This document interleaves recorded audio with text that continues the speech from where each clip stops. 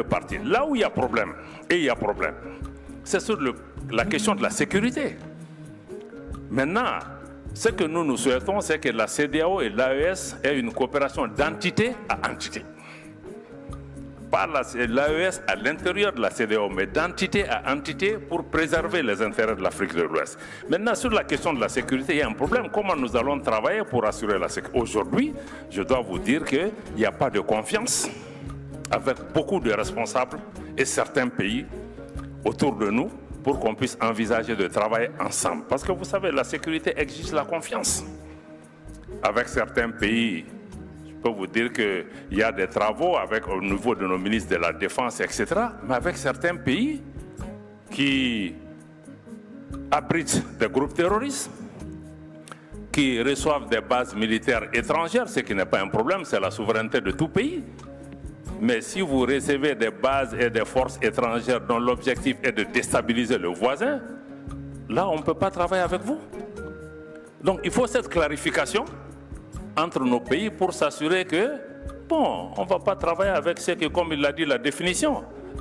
Moi, je combats quelqu'un, toi, tu l'aides. Mais comment on peut travailler ensemble? Donc, je crois que sur la question d'un travail pour la sécurité, ça va être à la carte. Avec certains pays où c'est possible, nous travaillerons. Maintenant, pour la sécurité collective de la région, il faut travailler à ramener la confiance entre les pays et enlever les acteurs étrangers nocifs qui viennent nous opposer. Je crois que ça, c'est vraiment une donnée importante si nous voulons travailler à cela. Notre sœur Émilie a posé la question par rapport à si j'ai un message d'espoir à donner à la jeunesse. Bon, je crois que ça va être trop pour moi de pouvoir vraiment. Mais je crois que ce qui est important pour nous, je vais en répondre en même temps aux doyens, aux professeurs. Je n'ai pas été complaisant avec les jeunes gens. J'ai demandé seulement que nous fassions confiance entre différentes générations pour pouvoir avancer. Et de ne pas penser que nos jeunes sont incapables, par définition. Parce que les vieux aussi, par définition, ne sont pas nécessairement capables ni sages, dans certains cas. Donc, je crois qu'il faut cet équilibre-là. Mais ce que je veux indiquer par rapport aux jeunes gens, c'est que, il faut que nos jeunes gens se hâtent doucement.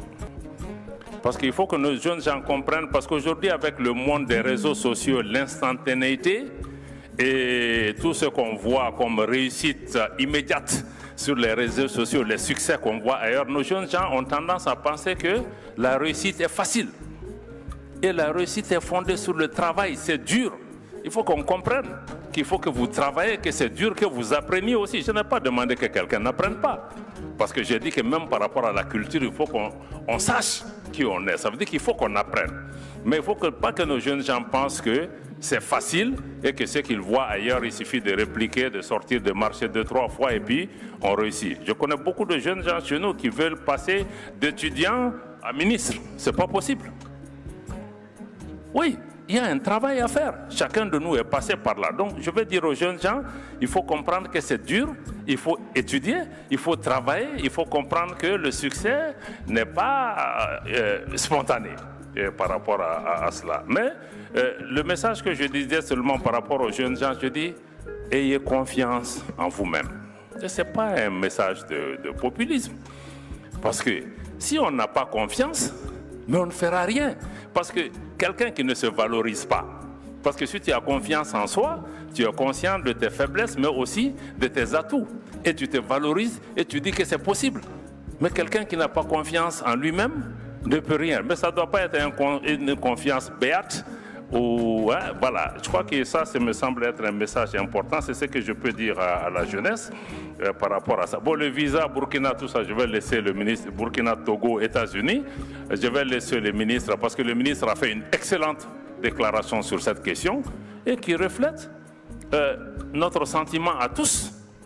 Il a indiqué que le Burkina est une terre de solidarité, de fraternité pour tous les Africains, mais ce n'est pas une terre de déportation. Bon, j'imagine que nous, en tout cas au niveau de l'AES, c'est notre sentiment.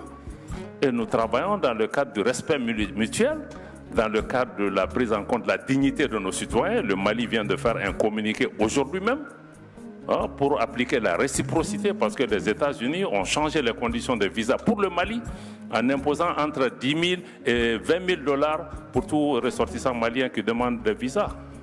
Bon, donc je crois que nous travaillons, on n'a pas les mêmes objectifs que ceux-ci.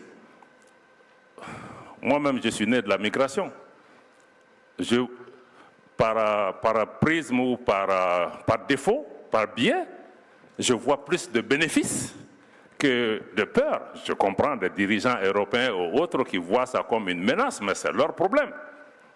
Je ne veux pas aller sur leurs éléments de langage. Je sais que les mouvements africains, 80% de la migration africaine, c'est en Afrique ici. Et ça a apporté du bonheur à beaucoup de pays. Il y a une partie de la migration irrégulière qui est un problème, mais nous n'allons pas définir les 80% avec les 10% ou 20% de problème. Donc je crois qu'il faut vraiment qu'on comprenne, bon, les Américains ils défendent leurs intérêts, mais à nous de défendre nos intérêts également. Je suis certain qu'ils ont besoin de nous autant qu'on a besoin d'eux. Donc je crois que ça, je vais dire ça sans aller, mais peut-être le Burkina pourra revenir en détail sur cette question. Et le dernier message que je vais peut-être laisser, sans aller dans le détail et en écoutant les jeunes gens, c'est ma réflexion sur la question même de la gouvernance dans nos pays.